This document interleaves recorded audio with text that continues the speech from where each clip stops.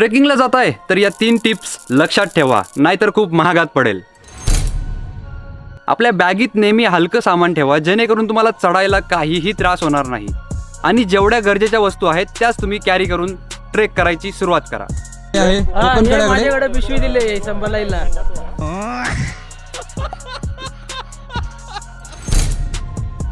At least प्रत्येक 30 मिनिटाला तुम्ही थोडं तरी पाणी पिऊ शकता. या पद्धतीमध्ये 3 लिटर पाणी सोबत ठेवा आणि सोबतच ORS, इलेक्ट्रोलाइट्स असे काही प्रोडक्ट्स तुमच्या पाठी ठेवा, जेणेकरून तुम्हाला डिहायड्रेशन होणार नाही.